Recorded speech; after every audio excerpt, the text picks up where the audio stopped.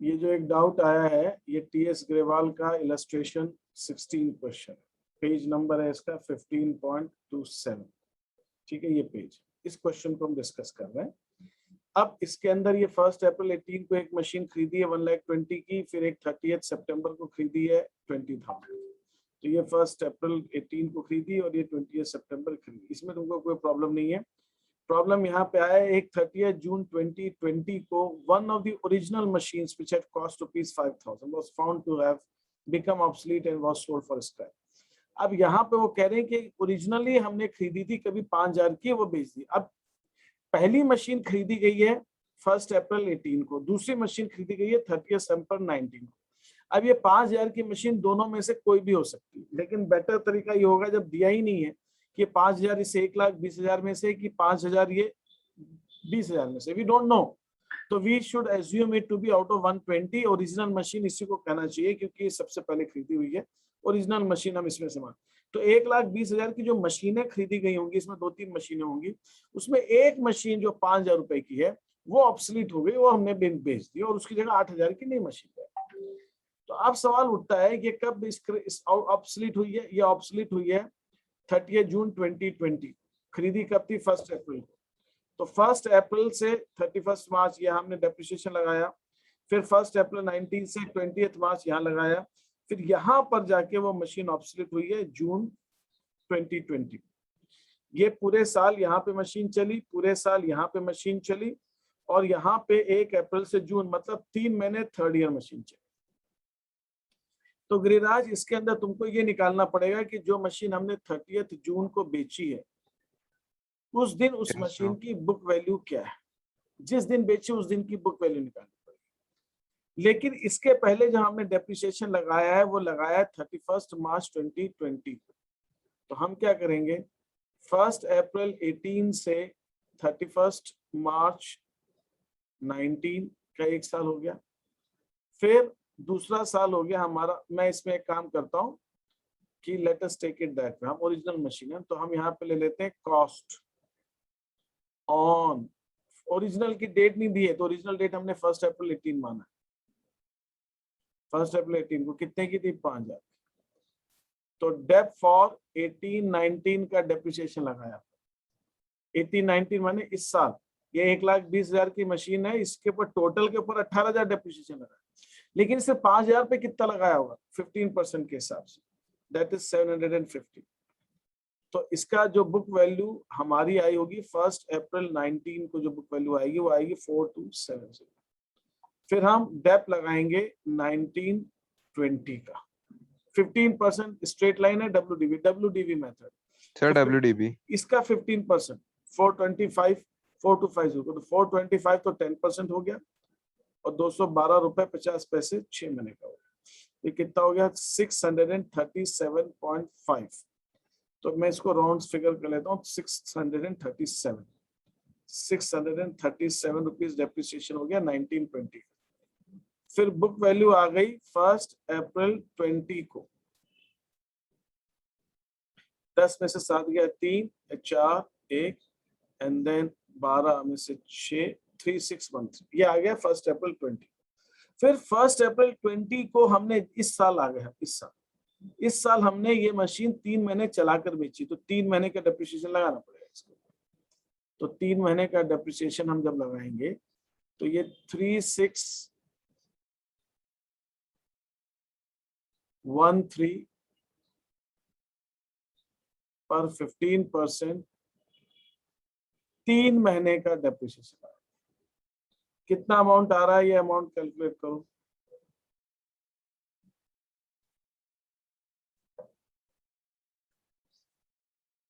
$3613 15% into 3 months का,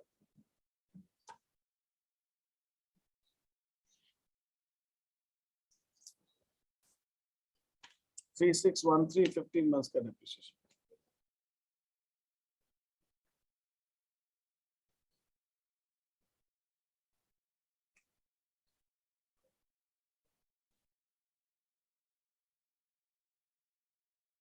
ये आ रहा है 135 रुपीज 48 पैसा, 135 रुपीज। गिरिराज जी समझ में आया मैंने क्या किया यहाँ पे? Yes sir. तो बेटा ये 3 महीने चला के भी तो 3 महीने का पहले तुम इस मशीन पे डेप्रिसिएशन लगाओगे 3 महीने, ये क्योंकि इसके पहले का तो डेप्रिसिएशन लग गया, इस साल जिस साल बेची उस साल 3 महीने का अभी नहीं लगा है ना।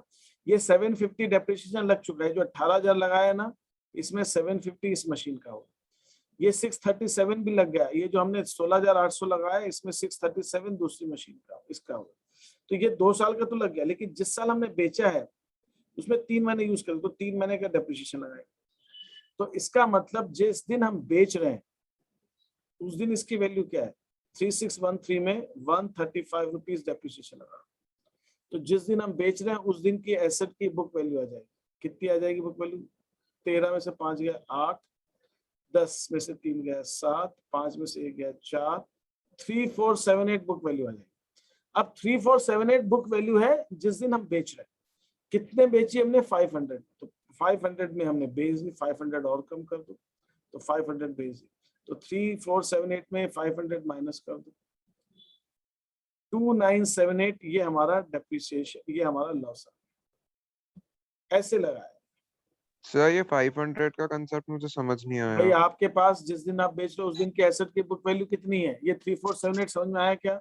यस सर, तो 3478 तक आ गया। 3478 के बदले तेरे को 500 ही रुपए मिल रहे हैं, तो लॉस कितना हुआ, तो हाँ सर ठीक है। हाँ हाँ सर, 3478 में 500 रुपए माइनस घटाएगा, हो जाएंगे 500। Yes sir. 500 माइनस हो जाएंगे तो बाकी का लॉस आ जाएगा। ओके 2978 आ रहा सर। है, यहाँ पे 2977 है, राउंडिंग ऑफ की वजह से डिफरेंस आ रहा है। अब क्या हुआ, अब इसमें हुआ क्या, अब आपको यहाँ पे डेप्रिसिएशन लगाते समय इसमें आगे एक चीज ध्यान रखनी है इस साल, यहाँ पे ये चीज ध्यान रखनी है कि इसमें से इतनी अमाउंट की एसेट, मैंने आपको बताया था ना कि इसमें से इतनी अमाउंट की एसेट तो गई खत्म। अब क्या बचा, 1,05,200 में से ये जो अमाउंट मुझे याद नहीं आ रहा, जो निकाला था 3-4 कुछ अमाउंट जो निकाला था अपन डेप्रिसिएशन, वो माइनस कर देना, उतनी एसेट तो बेच दी अपन, ये तो सेल कर दी। अब ये जो बाकी की बची है इसके ऊपर 15% तुम इस साल का डेप्रिसिएशन लगाओगे, जो ये डेप्रिसिएशन में आएगा, और इस 8,000 के ऊपर 9 महीने का डेप्रिसिएशन लगाओगे, वो इन दोनों को जोड़कर ये 1638 डेप्रिसिएशन आ गया। जो बाकी की बची, हाँ सर तो ऐसे में तो अगर हम अलग अलग दिखाएंगे तो हमको ज्यादा इजी पड़ेगा ना एक साथ हाँ, दिखाने। अगर आप क्वेश्चन पढ़ के यहाँ से उसको स्प्लिट कर दो, यहाँ पे मशीन Yes, ए sir, ले लो वहीं से 1,15,000 का, और एक बी मशीन ले लो 5,000, ये ए और बी डेप्रिसिएशन लगाओ, ए बी बैलेंस निकालो, ए बी का बैलेंस लिखो, और अब ये मशीन हो गई सी, इसके अंदर ए बी सी डेप्रिसिएशन लगाओ, ठीक है। Yes sir. तो यहाँ पे आपका बुक वैल्यू जो है, मतलब जो बी मशीन 5,000 की, उसकी बुक वैल्यू तुम्हारे पास डायरेक्टली अपने आप आ जाएगी, और फिर आप उसको डायरेक्टली यहाँ पे बेच दोगे, खत्म होगी। अब आपके पास मशीन कौन सी बची, आपके पास ए मशीन बची, सी मशीन बची, और ये नई मशीन आपने ले ली है डी, ए सी डी। तो ए सी डी के ऊपर डेप्रिसिएशन लगाओगे और फिर ए सी डी का बैलेंस निकालोगे। तो ये सही बात है, अगर हम इस अलग अलग दिखाएंगे, इन्होंने कंबाइंड अकाउंट बनाया, अलग अलग दिखाने से वर्किंग नोट आपका कम हो जाएगा। नहीं तो वर्किंग नोट इसमें जो इन्होंने यहाँ पे अलग वर्किंग नोट, यहाँ पे अलग वर्किंग नोट, 3-3 4-4 सर इन्होंने 2 वर्किंग नोट बनाए। हाँ ठीक है ना, ये एक वर्किंग नोट, ये एक है, तो ये सब आपको फिर उसकी जरूरत नहीं पड़ेगी अगर आप अलग अलग शो करते हो, तो आपकी कैलकुलेशन थोड़ा सा आपका अलग हो जाएगा। तो आपने इस 1,20,000 में से एक 5,000 की मशीन बेच दी, तो आप यहीं पे उसको अलग अलग कर दो, 1,15,000 की अलग मशीन कर दो और 5,000 की अलग कर दो, और ये हाँ सर वो ज्यादा इजी होगा, वो ज्यादा नहीं तो कि easy। सर फिर लास्ट में बहुत कंफ्यूजन होता है। हाँ नहीं ठीक बात है, वैसा भी कर सकते, बिल्कुल कर सकते, बिल्कुल कर सकते हो सबसे। तो ये वाला क्वेश्चन इस हिसाब से आपका हो जाएगा, ठीक है।